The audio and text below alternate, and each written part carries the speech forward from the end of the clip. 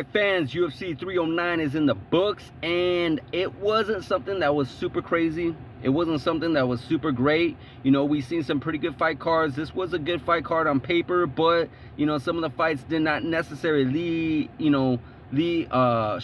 pretty much put it this way, lead up to expectation, I guess you could say. But at the end of the day, it was still pretty decent. I still enjoyed it. So let's break it down, shall we? You had in the heavyweight division, you had the heavyweight champion of the world, Jon Jones, the greatest of all time, taking on Stipe Miocic, the greatest heavyweight of all time.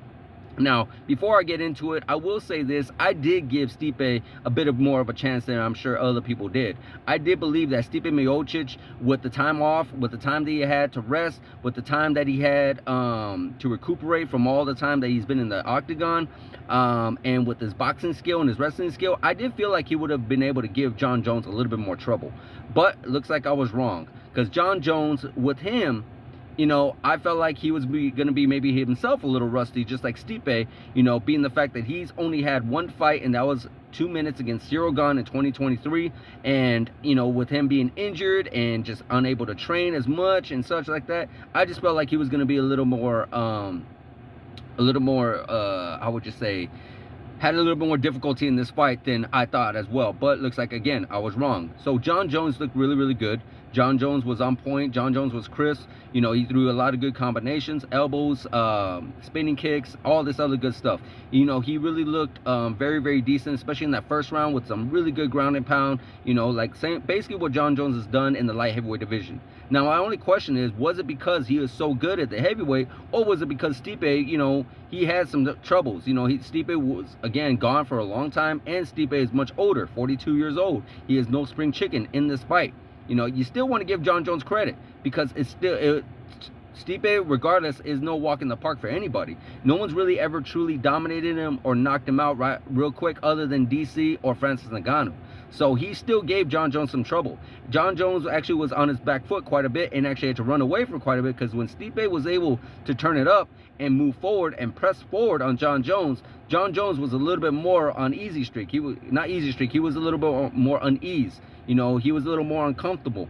But unfortunately, I believe it did play a factor. Inactivity and his age played a factor for Stipe, and Jon Jones was able to utilize all his weapons and pretty much stopped Stipe in, I believe it was in the 4th round, with the spinning body kick that put Stipe down. So it is what it is. Stipe Miocic, after the fight, retired and said, "No more, I'm done." Hey, the guy had a great career. The guy had an amazing career. You know, he fought the who's who in the heavyweight division. You name him, he's fought him. You know, and he became the 2-time heavyweight champion of the world and became the greatest heavyweight champion of the world. Maybe that record could be broken one day, who knows? But until then, he is the greatest heavyweight that ever existed in the UFC. As far as Jon Jones goes, well, we all know that he had this whole controversial decision of wanting to fight Alex Pereira instead of Tom Aspinall. We all know Dana White came out and said the winner of this fight will fight Tom Aspinall. So I do believe Dana. I do believe Dana is going to make Jon Jones go in there against Tom Aspinall, due to the fact that Jon Jones has already said he's not retiring. He said he's going to do some negotiation and what have you. I get that. You know, he probably wants more money, because Tom Aspinall is a much more dangerous fighter than Alex Pereira. So, hey, that should be next. I feel like it should have been first, but we all know Jon Jones is the GOAT. We all know Jon Jones deserves a lot, and the fact that he got this fight with Stipe is what something he deserved. Now it's out of his system. Let's get this division moving, shall we? Let's get the heavyweight division moving on and see the best fight the best. The number 1 fight the number 2. Let's make this happen, shall we? In the co-main event, you had Michael Chandler taking on Charles Oliveira in a rematch. That first fight, we all know, was one hell of a fight. The second fight was a little bit more different. We all know Michael Chandler has been on the sidelines for a while, waiting for that Conor McGregor fight that never transpired. He waited for 2 years, but it is what it is. He ended up deciding to take in the fight because, hey, he's no spring chicken himself.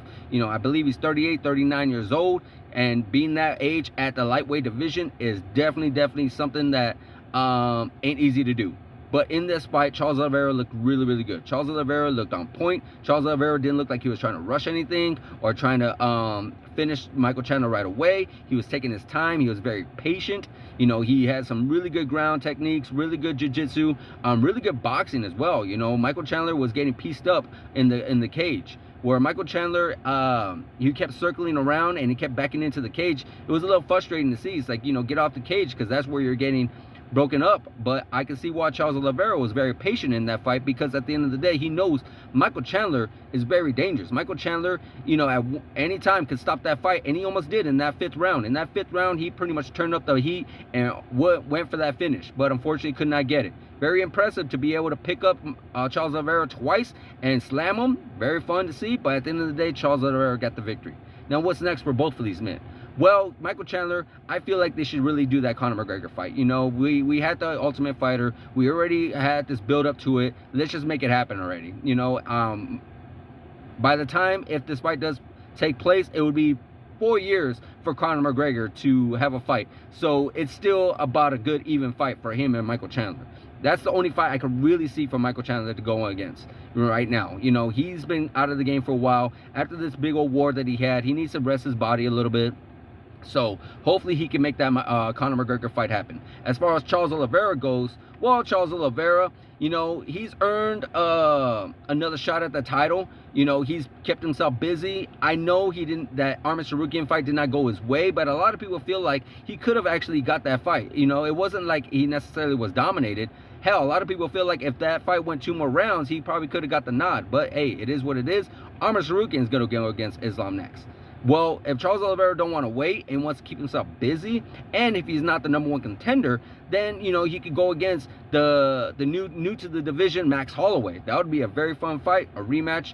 Also, he could go against the new star in the division, Dan Hooker. Again, another fun fight. So he has some options to keep himself busy. Other than that, I'm sure eventually in time he's going to want to go against Islam Makhachev. So that would be fun as well. Also on the card, you had the rising star Bo Nickal taking on Paul Craig. Now, a lot of people weren't too happy with this fight. A lot of people were booing. A lot of people were not saying too kind things to Bo Nickal. But at the end of the day, hey, Bo Nickal, this is his biggest challenge. This was his, you know, he's barely new to the game. You know, we know he's really, really good on the ground. We know he's really good with wrestling, but his striking, he's still learning. So we can't necessarily crucify him just yet. We can't necessarily say, oh my God, Bo Nickal's overrated or anything like that. He's still very, very new. Let's wait a little longer. Let's wait to see how he does as he continues to rise in the division. That's something I would like to see. And as far as what his next opponent could be, you got Marvin Vettori, you got Jared Cannonier. He has a very good options in the middleweight division as he continues to make his rise. There you have it, guys. UFC 309. Go check it out. You can find some highlights on YouTube. Like, subscribe, hit that notification button, and I'll see you guys in the next video.